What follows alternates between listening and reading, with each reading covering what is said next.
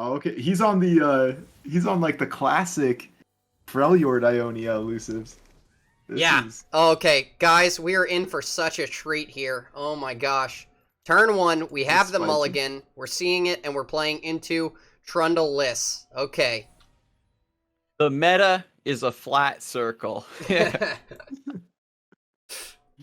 We've finally come all the way back around to this. Freljord Elusives has come back and has some new tools, right? Since this deck saw a lot of play, it's got Ruthless Raider, Trevor Snooze Bottom, a card that I don't think anybody would expect to see any regular play, is finding an all-star slot in this list as well. And look at it, there it is, +1/+1 from the Omen Hawk. Yeah, people were snoozing on the snooze bottom, but he's having his time in the limelight, getting the prismatic, seeing the value there, and it's worth noting the Darkstar Zed skin is also being utilized this round. We can only pray that we do get to see the Zed here pretty soon. There's still going to be one more unit buffed by Omen Hawk as well, and maybe that hit a good target. Shadow Assassin. Getting a nice resurgence as well in the metagame. Snooze going in, saying, I'm not going to give extra value to your Avalanche or your Blighted Ravine, and not revealing that he has a 3/2 Shadow Assassin, which is a very juicy copy target. Yeah, saving the Elixir of Iron as well. You know, not even bothering to preserve a unit with this board to get value off the Trevor Snooze Bottom. Gonna wait for the attack token to come back and just develop a little bit more. That's a Just good card. open Battle Fury. That's a good card. That is. All right, decide to just keep going a bit wider, right? If you want to go all in, you want that to at least be lethal. And Psycho still has a lot of cards in hand, still has to worry about, frostbites, etc. And yeah, just saving Battle Fury rather than getting like a cheeky like punch here in the mid game that Psycho might even just let through, depending on what their hand is like. You also might want to get that benefit off of the Snooze Bottom, right? You want to get that double Battle Fury crazy turn, but right now it was a soft pass. We are going to be able to get the copy here onto the Shadow Assassin with only 1 mana left on the side of Psycho, opting to not take it actually, and gonna hold it back for a potential Battle Fury blowout. This should be interesting. And Psycho's done a great job of just keeping the board clear so that Trevor can't get any value, but it's only a matter of time before you run out, right? No avalanches, no blighted ravines, and then the swing comes through. What do you think, Duck? For sure. And from Psycho, we saw 1 avalanche already. So really here, the opponent kind of needs to show blighted ravine. If he doesn't have it, what B's trying to do here is keep the Trevor Snooze Bottom alive so that you can get the double Battle Fury attack, and that'll force out a Vengeance plus a Flash Freeze, or a like Flash Freeze plus I don't know if he's running like 3 Sisters, that can work as well, into like an Entomb or something, or a second Flash Freeze. But just basically forcing 2 single target removal answers opposed to opting for the extra 3 damage. We would be able to live through an Avalanche as well if we put Fury of the North on Trevor or something, and then Elixir of Iron on the Shadow Assassin. Okay. We are so fine with this. Opponent is tapping out of Blighted mana, tapping out of Avalanche mana. Safe for us to play a Shadow Assassin and say, okay, we can keep either of our units alive into the second Vile Feast. And by doing it this way, I think it really telegraphs that Psycho maybe just has second Withering Wail or an Ice Shard or something to wipe this at fast speed next round. But Battle Fury on the open attack is all that's going to matter. You've even got the protection here for Trevor. Huge. Patience being rewarded with the Elixir of Iron from several rounds ago. Yes.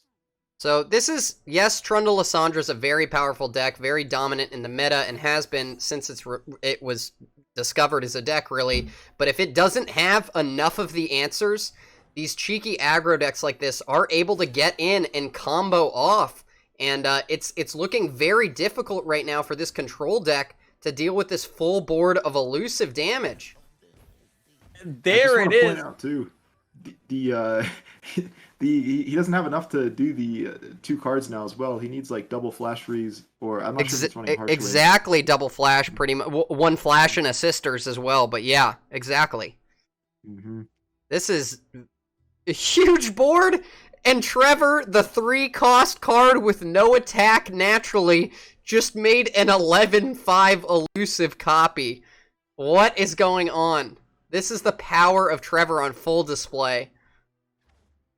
And again, another card that players just really overlooked, and this is the metagame for it. Elusives, if you go back into the annals of history, you saw how a lot of players considered it to be an aggro, like an anti-control tool, really. And this was one of the matchups where it's shown, right? Oh, where 1 your HP. opponent runs out of removal. Unsure. We thought it was lethal with you needing 2 flash, but actually living with the 1, and there is no reach in the deck.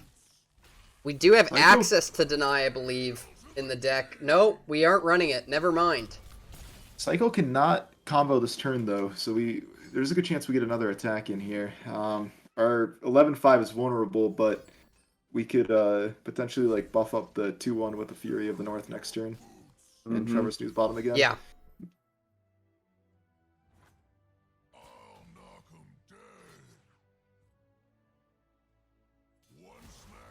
He doesn't go for the only Spider 2 on the 2-1. Wait, only 2. We could still live with this 11-5 if we troll chant. Yeah, and now that Psycho has been set down to 1 damage, Ice Shard is off the table to answer this. There's going to need to be another Withering Wail. But with Fury of the North, the unblocked Dancing Droplet or Shadow Assassin will be plenty. And look at this Troll Chant coming through, also to save the day. Battle Fury being a permanent buff means that the Shadow Assassin needs to be dealt with. And Psycho now in trouble with Trundle going down and not accomplishing much. And that read on the Trundle attack also tells B that there is no Matron in hand. There was no extra 8-cost buff aside from the 2 pillars on board. So yes, there is a Watcher being played, but currently no Matron to worry about. We'll see if a Beard comes down this turn. And now with... Oh. There is the Ravine. I think that's what B was really considering with that block there. Because the block there loses to Ravine plus single target removal, essentially. And not blocking there was... if there was Ravine, it would have been on a previous That might have been a I think that's why misplay. B didn't respect it. He might have wanted to Fury of the North there. Oh, yeah. That might have been a misplay. Because you get to keep that bonus HP, but instead just going to go for the open attack here with Navori Conspirator. Is there another Frostbite? Or healing? This thing still goes the distance? Yeah. A Vile Feast gets it done here. Yeah, any healing. Oh, no! It is. TLC. Unfortunately, B not setting up the preemptive Fury of the North there to preserve a unit against the Blighted Ravine, because that temporary buffed HP does still carry over with units with a lot of HP. And this is round 6. This was something that I was worried that we were going to begin to see, but had not yet reared its ugly head. Is just simply, the fatigue. Oh, what? Oh no! So close with the droplet. It's a Battle Fury. We may have had it the next turn on the side of B, but the Matron top deck comes down just 1 turn too soon, and that will end it. And discipline on a deck like that, and just trying to get into the next game. Unfortunately, doesn't like it's going to let us in. I hopped over to GMO's game against RubiconRiver. We may just want to show the GMO side for now. Okay. This game is getting close to being wrapped up. We've got Yasuo with the skin, of course, and Swain playing into Thresh Nasus. We have a very large Fey Blade Twirler, but it is looking a bit scary with a 7 attack Nasus and 5 HP left on the side of GMO here. The Yasuo Swain has been, I think, just a dark horse archetype in general, where it has a lot of strong tools coming from both of these regions, right? But you're just kind of doing individually strong things and don't have a lot of over synergy that different decks enjoy. So here's the Siphoning Strike, taking out this last remaining threat. Swain has not gotten any level up advancement in this list. He's just a 3/6 fearsome.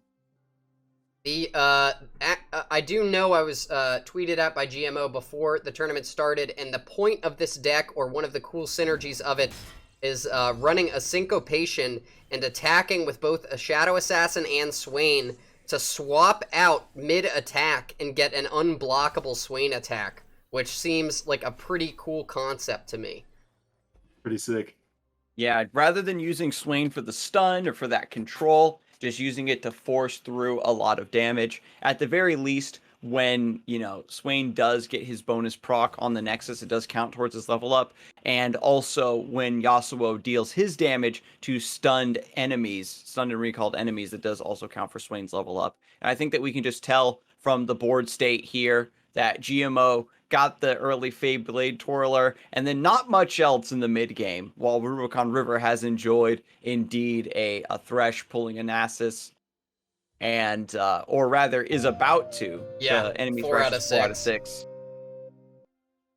Yeah, this is rough. I mean, if we had a Yas in hand, and then we unleash an Intimidating Roar, all of a sudden half his board is wiped out, and we have a leveled Swain. But in the current state of things, it is looking very rough here. Yeah, just trying to stay alive as much as possible, nopifying that Vile Feast. Yasuo is, I think this deck specifically is a deck that suffers the most when it doesn't draw its champions. Yasuo is so key to the synergies, to do the powerful things this deck wants to do, that if you don't get the Yasuo, it's very hard to make the rest of your game plan come through. And the threat just keeps mounting from RubiconRiver here, just barely holding the fort down on GMO's side and trying to stop this onslaught. But even if you survive this turn, there's still really not a lot you can do in response.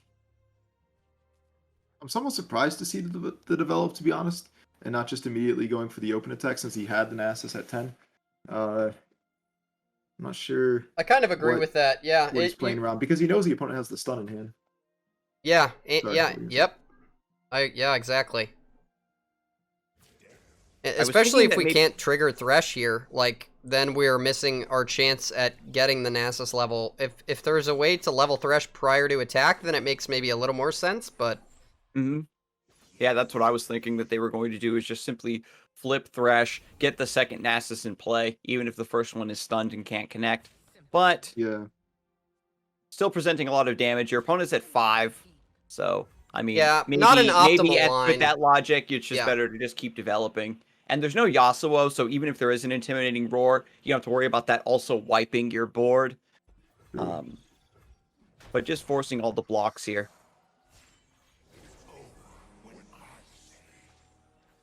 Keeping 7 mana open on the side of Rubicon here, it makes us think, oh, there might be an atrocity, and we have to keep bluffing. Not like we have much other option, but keep bluffing that we have Deny, I believe. If we just are looking for top decks here to survive. No Atro coming down this turn. Maybe you can get a read, it's not there, but... The Deny buff, what makes the Deny buff like so weak versus the other ones is that, like, if they have Deny, it's not the end of the world either. You still have the Nasus. You still have the Nasus, right? Like, versus like a Flash Freeze or a Hush. Yes, you're killing it for nothing. Yeah. For you guys, right now we have a Fortimacia coming down, but a Homecoming coming down onto a Droplet to prevent that. And maybe a Mystic here to stop the Homecoming. And we have a Nopify in response. We've got a big spell stack going. Oh, baby. This is a pretty key match here. SmonkChan and Monty are both 3-2, so they both have that 4-2 dream going through. If one of them wins, there is the potential that they make top cut. So, a little bit of a sweat here. And so, with no Azir, no Emperor's Deus in play for MonteXristo, SmonkChan, despite having this wide board, doesn't feeling the normal pressure you would against Aurelia Azir, where you've committed all of your mana to a big play like this and all of your spells, and then they still just blade dance and force you to sacrifice your board on defense before you have a chance to attack. But here we go, Laurent Protege able to pull the Aurelia and still sneak in some damage. Chain Vest on the Protege setup from earlier means that this is going to get a lot of value just sniping things from the back line. Retreat is going to save the droplet and draw MonteXristo another card, draw them another potential out here. Azir or Emperor's Deus is exactly what you need with the lead and follow and the Marshal in play. You just need that final piece of the puzzle to unlock this deck's devastating synergies.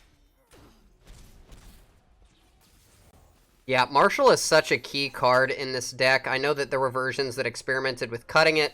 I think it's just too powerful to cut potentially, and I don't think it had really found a home before this. Correct me if I'm wrong, Duck, but this is the most tier 1, most powerful deck that we've ever seen Marshall in, and it's a staple in the deck. For sure, it was a staple in Lucian Azir as well. Okay, it was, yeah. It never reached the power levels that Aurelia Azir is on by any means. So yeah, no, I definitely agree with you. Thank you, Morp, for the raid as well. You'll see this in 5 minutes, but thank you so much for playing today. We had so much fun spectating your game. And so now going into the next round, double Inspiring Marshal is going to be the way here to turn these blades into deadly, deadly swords. SmonkChan is just going to do their best to survive this upcoming onslaught. And so by developing the Sparring Student here to get double buffed, this is going to take away the possibility of lead and follow to get another rep of the blades. I guess to be fair, when you're only creating 2 blades, there's no Sand Soldiers on top of this. It's not really worth it. At the very least, you do have Lux with Barrier, so this is going to be a very important free blocker on top of everything else. There's still a real attack token to be had by MonteXristo, and now Dancing Droplet going to be threatening 5 direct damage that SmonkChan might not be able to deal with here. The good old 1 mana 5/1 with Elusive. The Lux has a barrier, has Challenger, will be able to block something here and not die this turn. Opting to swing with Aurelia as well. Just push max damage and you're 1 wider currently. Really trying to find the line here. Wants to attack with 3 because he really wants that Aurelia level up, like at least 3. So going for the full swing, that makes sense. Yeah, by attacking like this, even though you're giving your opponent some good trades, they have to trade away their entire board, right, to stay alive. And this just means that once the attack token goes back to SmonkChan, there isn't going to be a counter assault. And from this position, there's a lot of very potent top decks, right? Like you've got just Blossoming Blade or something that's going to send another wide attack against MonteXristo's board. Heimerdinger coming down now, trying to create enough tokens and chump blockers to help out here with the unlicensed innovation. Yep, and here comes the lead and follow. 2 of them in hand. Yeah, that's going to create a lot of attackers very quickly. Very hard to deal with here. We did just find an Azir as well off the top from that droplet draw. He does have a 6/5 with challenge. We don't have to comment on it right now, but it is worth noting that the power level of this deck is highly contested right now within both the competitive and casual more casual portions of the community. A lot of talk on Reddit and other places, Twitter, about if this deck is balanced correctly. It's pretty contentious on both sides with not a clear answer, but when the engine gets going, it is very hard to stop. Yeah, like Inspiring Marshal has, they just got slammed down, and it's a lot of resources that need to go into clearing these. At the very least, SmonkChan does not have, has the Challenger, has the Grand Plaza, another lead and follow being used to sidestep the Final Spark. Now, how does this interaction work? Because I know Final Spark has Overwhelm. So when it loses its target, does it just smack through the Nexus with the full damage, or does it actually fizzle like a normal spell? Yeah, it just all goes to the Nexus. 4 damage to the face. Nice. Which is crazy for SmonkChan here, because he's getting a 0-mana turret as well. Yeah, and MonteXristo actually realizing, wait, can I take 4 damage on the Nexus here? When my opponent's at 1 HP, does Inspiring Marshal really matter? Yeah, I think you absolutely can't take that damage there, and that's because if you do, and they're able to get the trigger next turn, and you don't find a Nopify, then you're looking at perfect lethal from SmonkChan into your face. So that is the correct move there. Just save the health. You already have 1 mentor. Here comes the full swing. This is a little close right now. Yeah, you're pulling the elusive unit, so that way your 7/1 floor be gone can swing through. And yeah, not taking the damage from the Final Spark ended up being correct.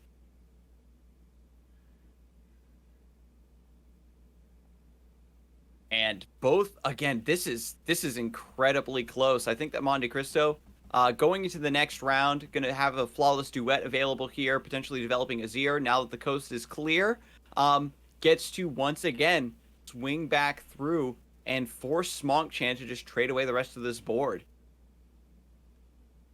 Yep, and Azir now going to be generating an extra token as well, so that just forces you to trade, make probably one more inoptimal trade as well that you wouldn't want to take otherwise, into an open swing for next turn with 4 attackers.